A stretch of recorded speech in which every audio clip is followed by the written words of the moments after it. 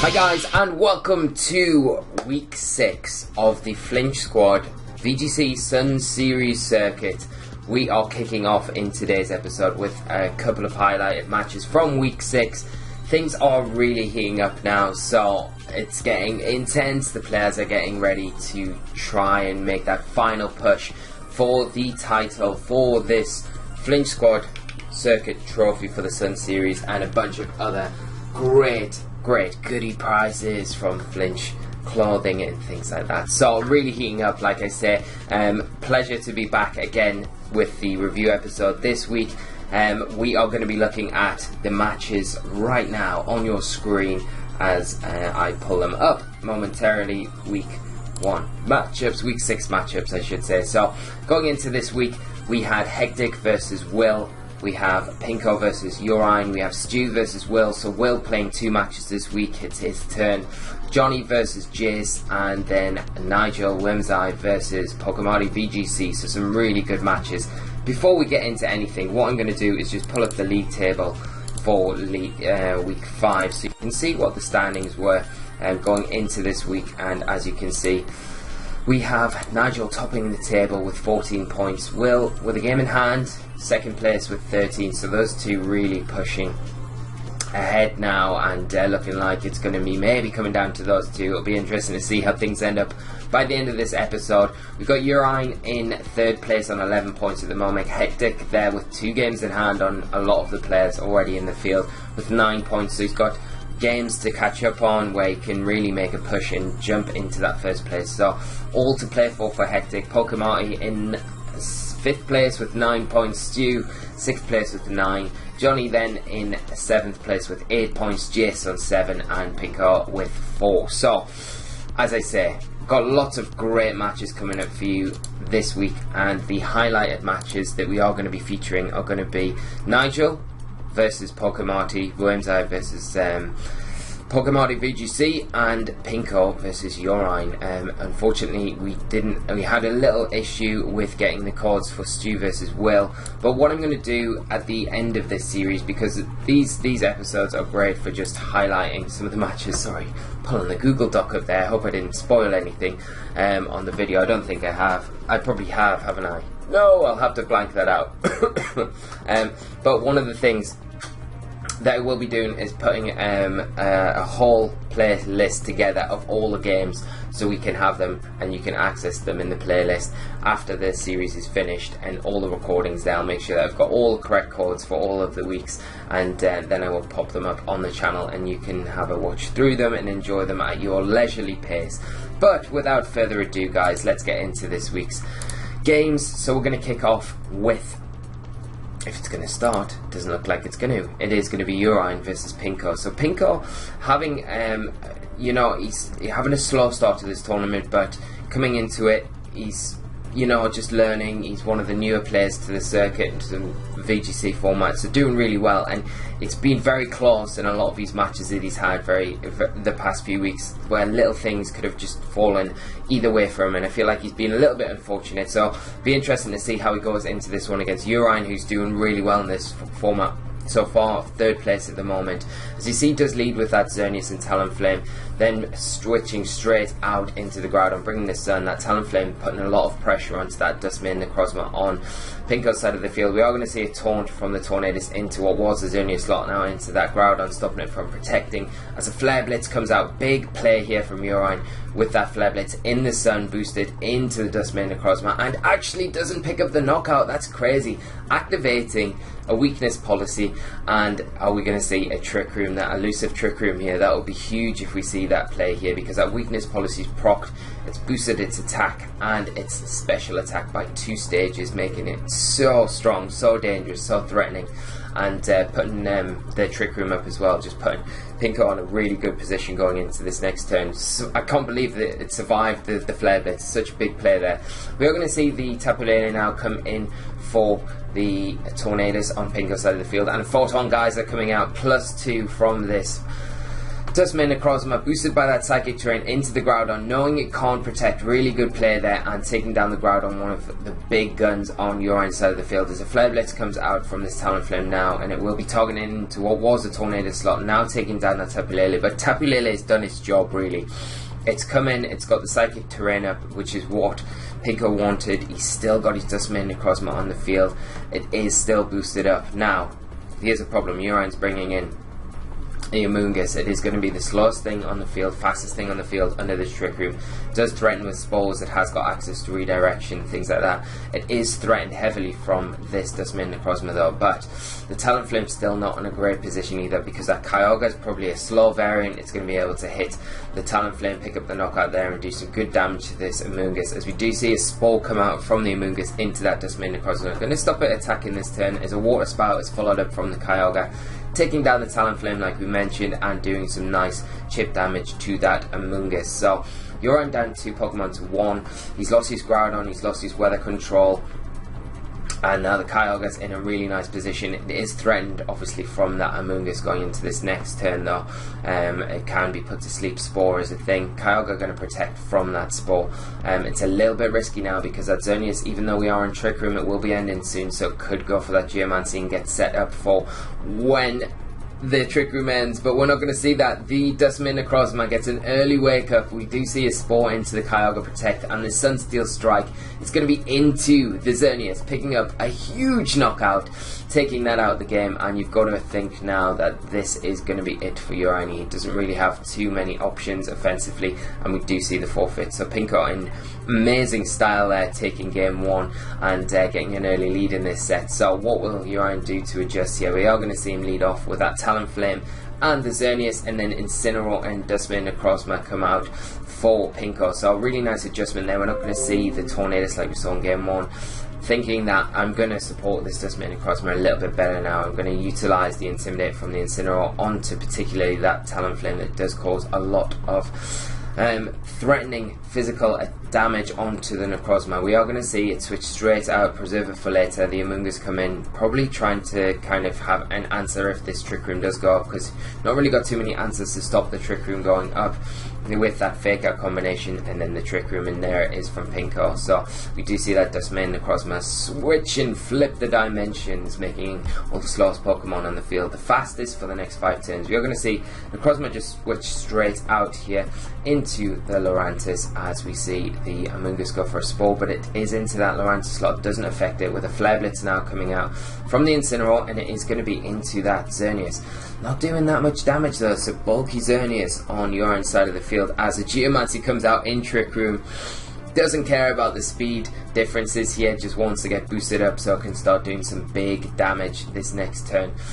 I feel for Pinko's side, you'd be better in that situation going for a knockoff into that Xerneas, because it's just protected.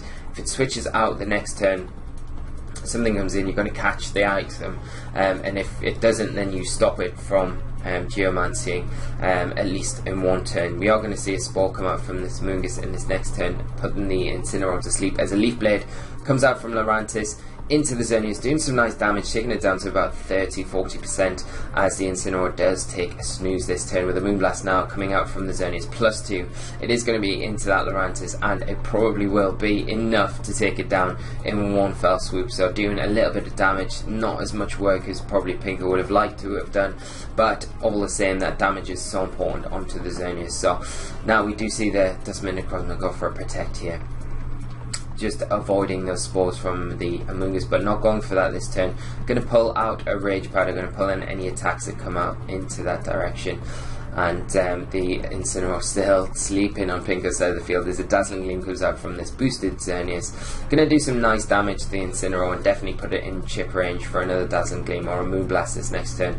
The Rage Powder is really, really obnoxious here because it's stopping Pinko really being able to utilise this Trick Room, and one reason why the Amoonguss is so good is we see Urian here really utilising that Amoonguss very well by putting the Dustman Necrozma to sleep, protecting the Xerneas, just making sure that you can see out these Trick Room turns without any risks, and the Incineroar still slaying his sleep on Pinko's side of the field as the Trick Room does end. Now the Amoonguss isn't in as great a position now, but it does still have that Rage Powder, it can still redirect things, as we are going to see it do that as a Dazzling Gleam comes out, which will be enough to pick up the knockout onto this Incineroar, and you've got to hope that either the Dustman Necrozma wakes up and it is able to take out Amoonguss with the Photon Geyser, but fortunately for Pinko, it just stays asleep as Kyogre comes in, and now these are his last two Pokemon. So unfortunately, if Urine has got the Groudon in the back, you will lose this Weather Wall, and the Groudon is going to be strong enough to be able to probably, with the support from this Xerneas,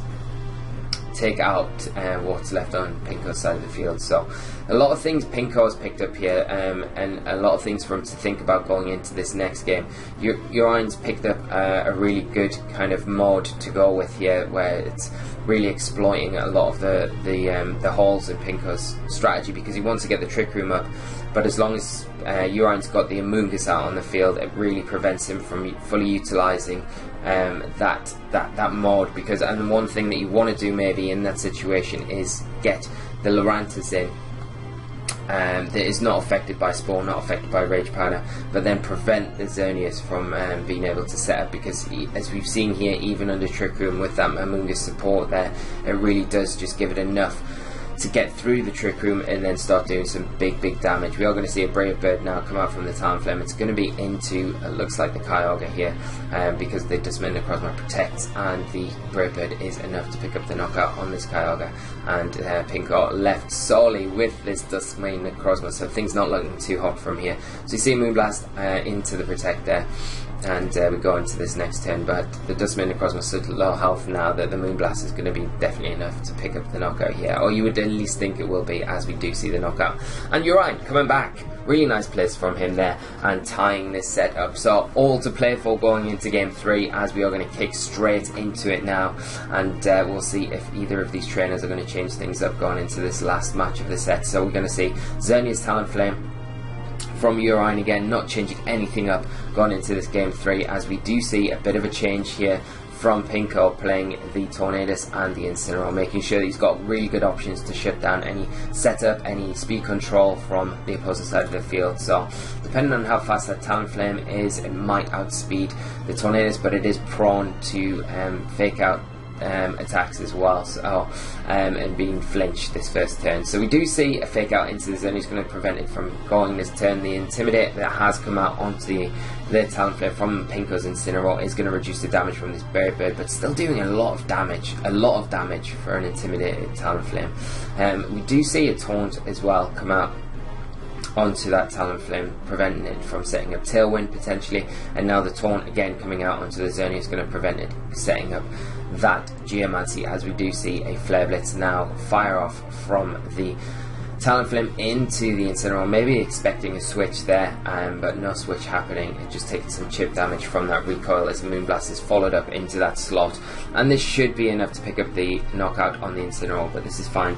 You're preventing this time, if you're Pinko, the setup with speed control from that Talonflame. You're preventing the Geomancy from the Xerneas. You're locking it out from being able to protect, so doing lots of good things there as the Tapu Lele now hits the field, and it is threatening both things on your side of the field, as you do see a Tailwind set up from this Tornadus. Now Brave Bird coming out, and we're revealing that the Lele is not scarfed, so, but the Talonflame actually opting to attack into the Tornadus now.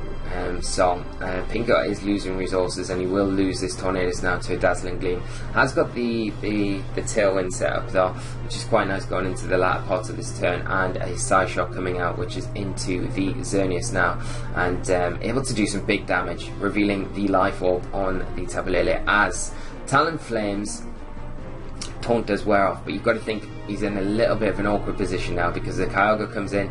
But does Urine, the big question is, does Urine have the Groudon in the back? If he does, he can win the Weather Wall. If he doesn't, then it's very awkward.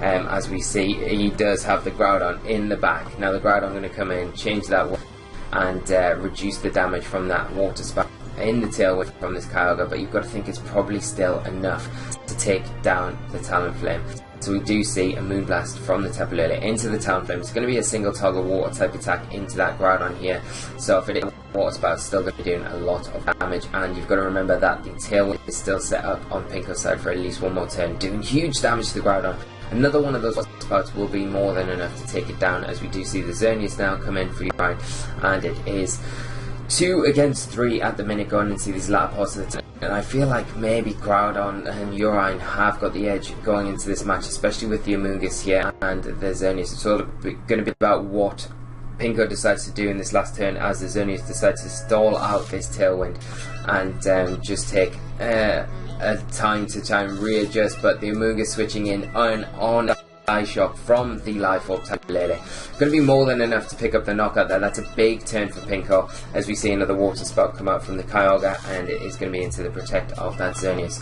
Groudon now going to come out onto the field, and the Xerneas cannot protect this turn, but it is going for it, the double protect there, but failing, but the Groudon does get it, and I think this is the last turn of the Tailwind. So Side Shock coming out from the Tapu Lele, going to target into the Xerneas, going to pick up what you would think is the knockout, and the Xerneas does go down, putting Pinko in an absolutely amazing position now. You've got to think that Tapu Lele is faster than the Groudon. It's got the Life Orb, the Moonblast is probably going to be enough to pick up the knockout this next turn, and the Kyogre in a really nice position, full health still, and we saw how powerful that Water Spout was on a single target in the sun.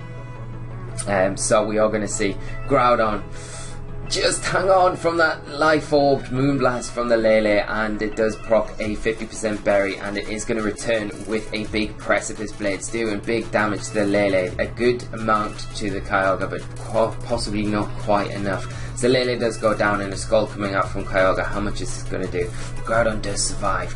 And the interesting thing is, this Groudon is, oh wow, that is so huge for Pinko. That is huge, a critical hit and the burn. You've got to think, if the critical hit didn't happen and the burn didn't happen, then the Groudon might have had a chance to actually take down this Kyogre. Precipice Blade's now going to come out into the Kyogre, single target, going to do not enough with that burn, unfortunately. That is such a shame for Urine, but what a good set for us to kick off with today, as Pinko picks up his first victory in the Flinch squad circuit. So massive props to him, and commiserations to Urine, but what a game for these guys to kick us off with today. So going into our second match, it's going to be Marty versus Wormseye, and we're going to cover this one as our next game in this review episode. So we are going to kick off here. We see Marty lead off. No, sorry, Nigel is on the bottom screen, Marty is on the top screen. We've got a match off against Solgaleo versus Dustman Necrozma, so we're going to see it's a bit of a mirror here with just those Solgaleos and Dustman Necrozmas coming out.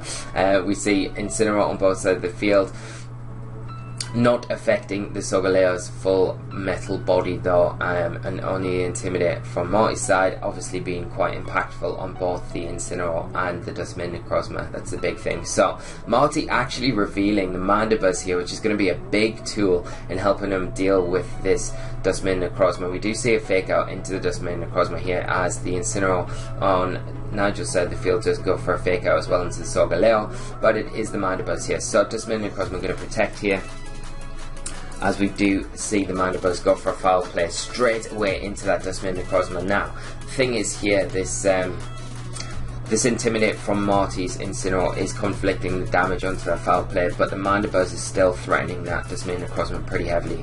As we do see the Incineroar switch out through U-turn on Marty's side of the field, he is repositioning and getting that Solgaleo out, as we see. Also, the Incineroar on Nigel's side of the field return the favour with another U-turn on this side of the field, bringing in the Kyogre now. And depending on the build of this Kyogre, if it's Scarfed, if it's slow, it can really start to pressure Marty's side of the field, and he's got to be very aware of this Kyogre, kind of detracting a little bit of attention away from this Dustman Necrozma on Nigel's side of the field. We do see it switch out though. He wants to reset the Intimidate drop that it took earlier on in the match, as we see Intimidate come out from this Incineroar now on Nigel's side of the field. Not going to affect the Solgaleo again because of its full metal body ability, as a Wide Guard comes out from the Solgaleo, scouting for a potential Water Spout here, and no, Nigel not falling for it, just going for the Scald into the Mandibuzz.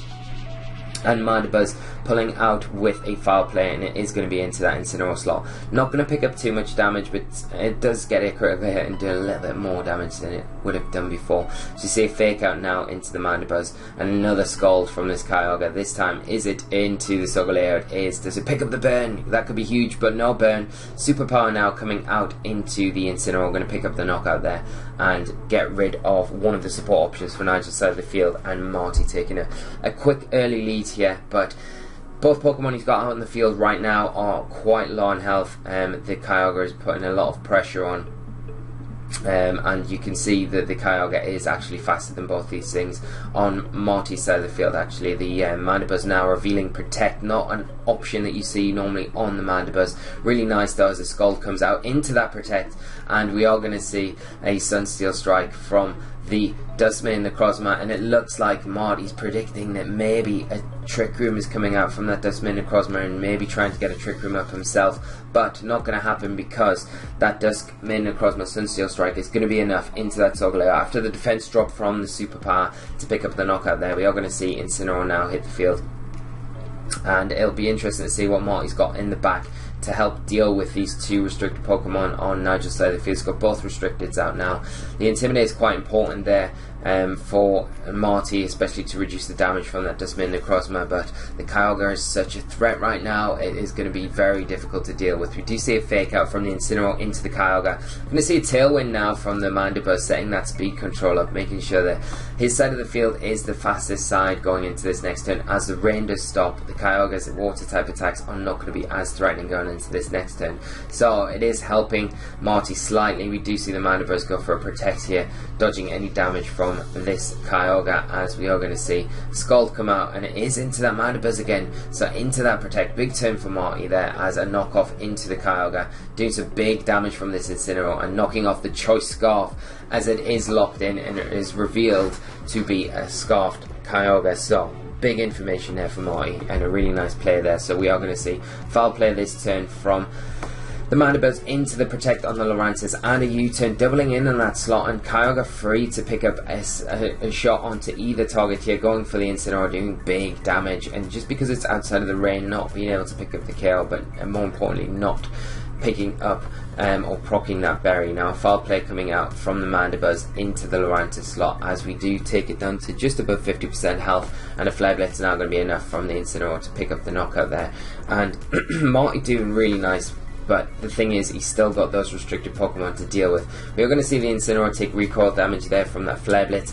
Does proc a 50% berry and give itself all that nice juicy health back, about 60% now, as a Scald coming out from this Kyogre back into the Incineroar. And Nigel identifying that this Incineroar is one thing that can really cause the Dustman Necrozma on his side of the field a lot of problems, as the Tailwind does eventually peter out for Marty's side of the field, and he does bring in that Xerneas now. But with the Dustman Necrozma on Nigel's side of the field, things aren't looking too great for him right now.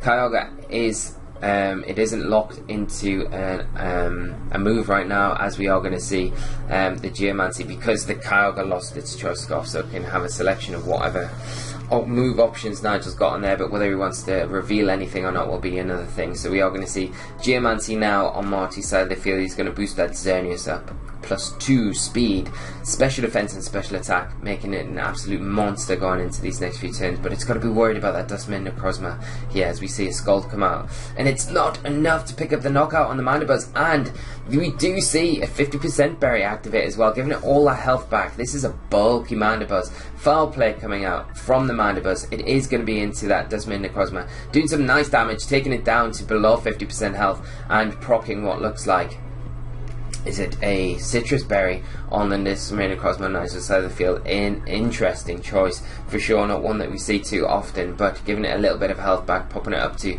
just above 50% health, as the Sunsteel Strike is going to come out into the Xerneas. Is it enough?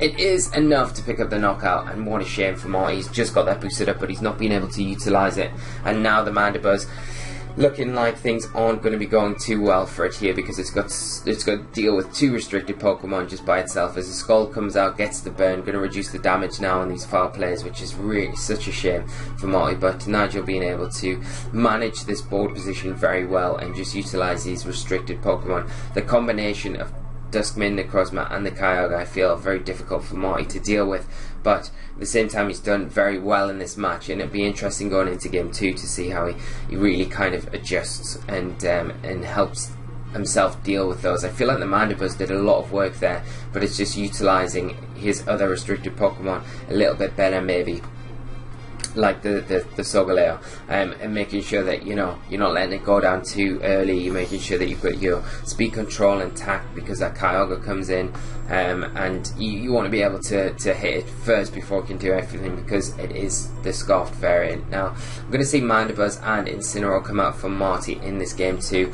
The Intimidate going to be important onto Nigel's Incineroar and Duskmane Necrozma. We are going to see the Duskmane Necrozma switch straight out. Kyogre going to hit the field, and both players have access to Fake Out now, so it'll be interesting to see if they both are utilising them, or if Marty goes for that Fake Out into the Incineroar, predicting that switch out from the Duskmane Necrozma.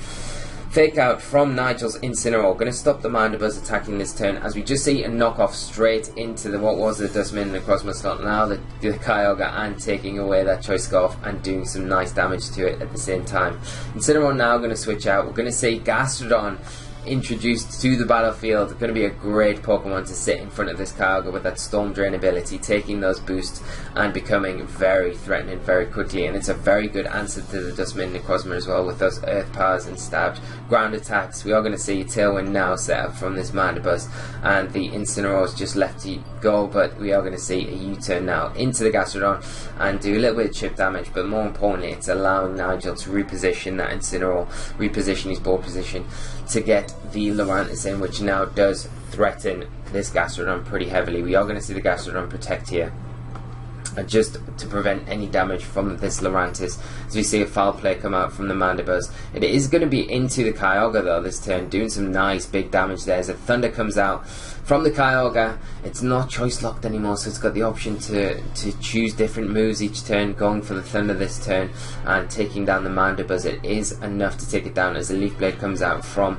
the Lurantis, but it isn't to the protect of the Gastrodon. Now we do see Xerneas come out, hit the field. The rain is up, but Xerneas in a position now where it can potentially go for a Geomancy, but you've got to worry about the Lurantis on that side of the field. It is threatening the Gastrodon pretty heavily, and because of that we do see it switch straight out and the Incineroar come in, which is like a bit of a double-edged sword. You don't want the Gastrodon going down so freely, but you don't want the Lurantis being able to get a free Leaf Blade onto it and pick up a knockout, and at the same time when you switch in that Incineroar you're activating the Contrary ability, which boosts Lurantis' attack, making it even more threatening. Now Marty here going for the Geomancy with the Xerneas while he's got the opportunity to go for it, activating that Power Herb, getting the special attack, special defense and speed boost across the board, as Kyogre not opting to go for those water type attacks, going to throw out another Thunder here, and it is into the Xerneas. It'd be huge if he got the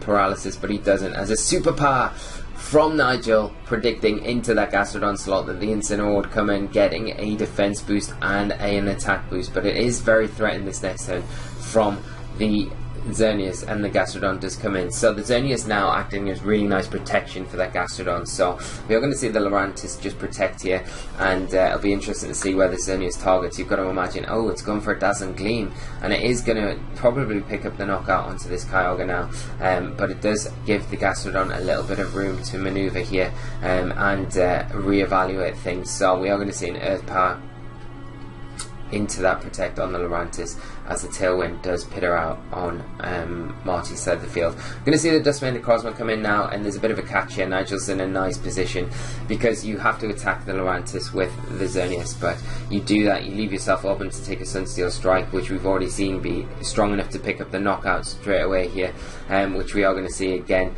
into that Xerneas slot, you've got to think, but then the Gastrodon is protected. It doesn't have that threat of the Lurantis anymore, so Xerneas really helped out there, and these Earth Powers from the Gastrodon will be doing very good damage to this Duskmane Necrozma going into this next turn. So let's see how much it can do. Here we go, Earth Power, and it's not quite enough. It's not bad. It's about 30 35-40% damage there, and the Incineroar is Nigel's last Pokemon coming onto the field now. Going to activate that Intimidate onto the Gastrodon, and now you've got to worry, does the Gastrodon have Protect? And not revealing it here if it does. The Fake Out coming out, you would think if it did have Protect you would have to go for it there, just because of this double tap into the Gastrodon now, doing so much damage as well.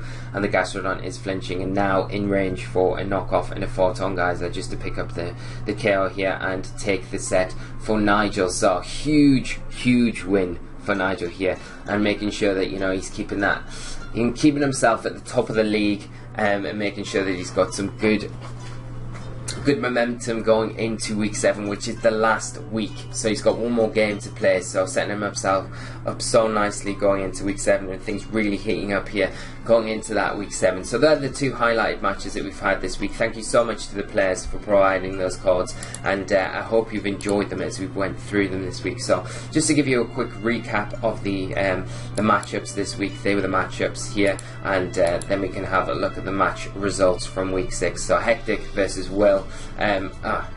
It's back to front. Wait there. I'm gonna have to just do this right now. So I'm gonna just stop this and then I'll come back. Hey guys, and we're right back. I've adjusted the scores and I don't know what happened there, so I do apologise about that. But here we go. We can see the results for week 6. As we see, Hectic versus Will, a big match here for both players, very able to both in contention to take that title. So head-to-head clash here for the top of the table, and determining what could be potentially a big match, a big turning point in the title race here. So Hectic losing this match 1-2 to Will, so Will picking up the victory there, which is a great start for him going into his first match in week 6. Pinko, as we saw one of our highlighted matches against Urine, she picks up a 2-1 win there, and he managed the game so well in those sets, and unfortunate for Urine because he is pushing for those top spots. A bit of a setback for him, but I'm sure he'll bounce back in week 7. We've got Stu versus Will, so Will's second match that he has in hand, so to catch up on the pack. You would think if he wins this he goes top of the league, but unfortunately he doesn't win it, and Stu pulls a huge win out of the bag. A bit unfortunate we couldn't feature this match this week, because it was one that I really wanted to feature, but unfortunately there was issues with the battle cards, so I couldn't feature them on this episode, and I was a bit tied for time, so it just meant I needed to get this episode up as quick as possible. But like I say, what I will do with all of the games that we've got from the series, I will put them together in a playlist, and you can go back through them at your own leisure and enjoy them. Then we've got Johnny having a 2-0 victory over Jace, which is a really nice big victory there for Johnny, pushing himself further up the table. And the other person at the top of the leaderboard at the minute is Nigel Wormseye, picking up a big win and not giving up any kind of advantage to Will in this title race against Marty. So 2-0 win there, and a really nice result from there. So what we'll do is now we'll take a quick look at the table. That was week 5, and I'm going to pull up week 6 right now for you guys. As you can see, it is so close. There is a toothpick in between these two, Wormseye and Will at the top of the table, tied on. They've played 7 matches each, both won 5, win difference of 6 on both, and 17 points apiece. So tied all the way, so it's all going to come down to this last week. It's going to be amazing. Make sure you do not miss our final review episode and champion title winning episode. We can crown our Sun Series champion in our next episode. We've got Hectic Hawk hot on the heels though in 3rd place. He's still got a game in hand with 12 points, so he could still catch up on the pack and, you know, do some stuff. He's got 6 points up for grabs here. If results don't go well for the other two, he could potentially leap into 1st place and take the title. So this is what I mean. It's like wide open going into this last week. You've got Urine there, 7 points. 7 matches played, 12 points. Then Stu in 5th with 12 points. Johnny with 11 points. Pokemon in 7th with 9 points. Jace Face with 7 in 8th place, and Pinko down in with 7 games played and 7 points. So point per game, very good. And that is that. So what I'm going to do is have a look at the matchups for week 7, just so you know what to expect going into week 7 here, guys, and you can get yourselves all hyped up. Let me know in the comment section below the players that you're rooting for, who you want to see win, and what you think the outcomes are going to be, and who you think will be the person that takes this beautiful trophy and a bunch of other really nice goodies away with them as Sun Series champion. I cannot wait for it. So next week we're going to have Johnny versus Nigel, a big match there. Johnny coming off the back of 2 wins now and in really good form. We had him on our last review episode, such a great guy, so really going to be interesting to see if he can put the stoppers on Nigel taking that title home. We've got Urian versus J-Space, Pokemarty, VGC versus Will, another big match there. Marty's been on good form early on in this format and he's got the potential to beat, I think, any of these players in this circuit, so it's going to be a big challenge for Will if he wants to push on. If he wants this trophy, he's got to win this match. Then you've got Stu versus Hectic, Jace versus Pinko, and then Johnny versus Hectic to finish the double up for Hectic this week. So lots to look forward to, guys. I'm going to wrap things up there. I'm just going to say thank you so much for tuning in. Hope you've enjoyed this episode today, and we'll be back for another review episode and the final week of the Flinch Squad Sun Series circuit in the weeks to come, and we will crown and quite happily crown our new Sun Series champion. So until then, guys, make sure you do leave a like, subscribe to the channel, and I will catch you all up soon. So until then, take care and bye bye.